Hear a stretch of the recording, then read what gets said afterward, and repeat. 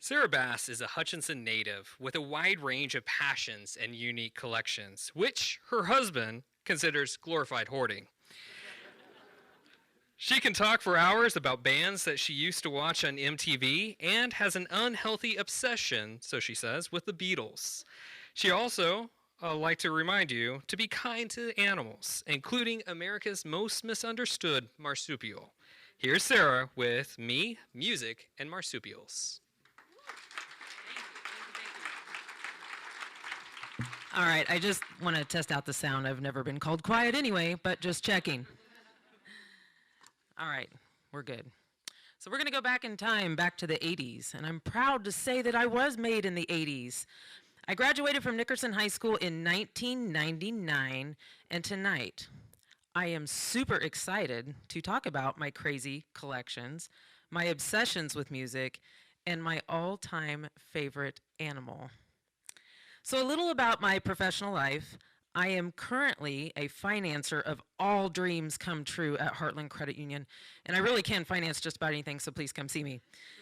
Also, I am a registered nurse, but I've never used my degree, and that's a whole other Talk 20. But the collecting started back in 2013 when I was at the Hutchinson News. I'm going to take just a moment for that to sink in. This was my office, and I remember asking my publisher at the time if I could bring a few things from home. I don't think he had any idea what just a few things meant to me, and it got out of control really, really fast. Now, there was a strategy to my chaos. So at the time, it was my responsibility to handle customer complaints. And when they came into my office, they forgot why they were upset in the first place.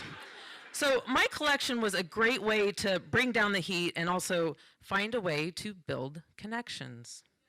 So this is a little different angle, and if you can see in the front of the desk, it was covered with puzzles, and I put all of these puzzles together and mounted them. And as I finished a puzzle, I would bring it into work. So I was always adding to new decor as to spur new conversations.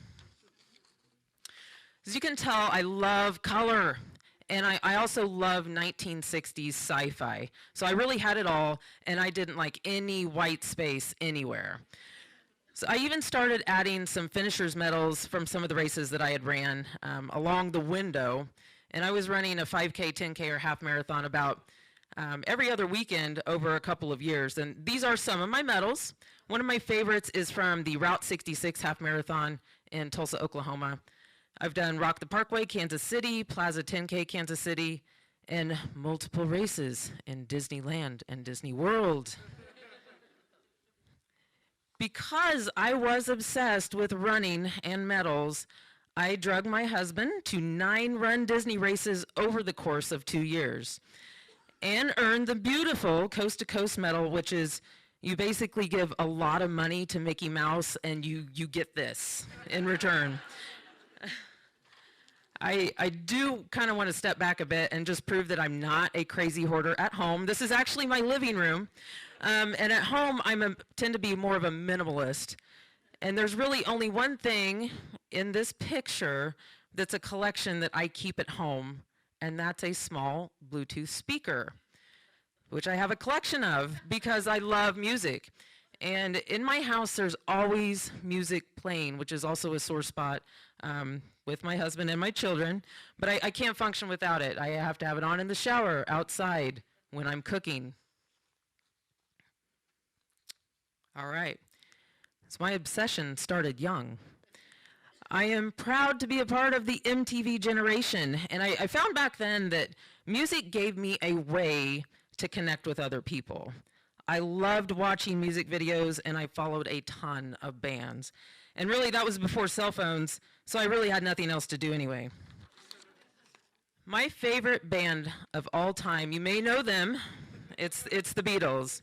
This picture was actually taken in 1964, right before their second appearance on the Ed Sullivan Show. My favorite Beatle was George Harrison, and he was known as the Quiet Beatle. He actually died in 2001 from lung cancer, and George deserves his own slide as I continue on. But I bought my first Beatles album in Madrid, Spain, on a trip overseas when I was 16. I came home and I wore it out. And on another chance that I had to go back overseas when I was 17, I had a chance to walk across Abbey Road in London, which was like Mecca for Beatles fans. So I really missed the height of Beatlemania, but their music had a huge impact on me. This is George with his Gretsch guitar. For a guy who had no formal training, and he became the best guitarist of all time, and inspired me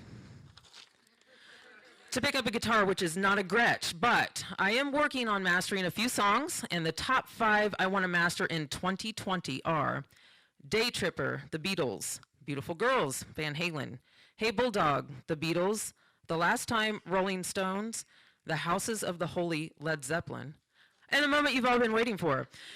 So, and this is the marsupial section of my presentation. This is the Virginia possum. They are horribly misunderstood. They are the only natural marsupial in North America, and these little guys can eat up to 5,000 ticks in one season, so they really are the good guys. Mama possums have a rough life. They can have up to 20 to 25 babies at a time.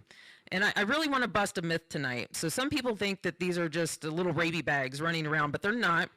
Any mammal can get rabies, and it's actually extremely rare in possums because of their body temperature. This is one of my rescues. He was in my backyard.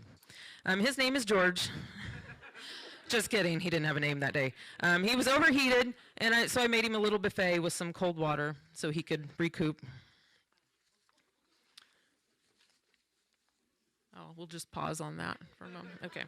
So this is not a possum, but I seem to have a very strange magnetism towards animals in need of rescue. And I pulled this little guy out of our kiddie pool that we had when my kids were little, and they were absolutely hysterical because they thought he was going to drown.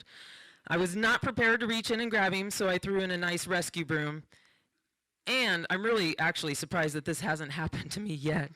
I'm going to go ahead and read for the visually impaired, but I just know I will die trying to pet something I shouldn't. I also understand, for you grammar geeks out there, that the I's are not capitalized, so I did notice that. I'm going to leave you with this. Please be kind to possums.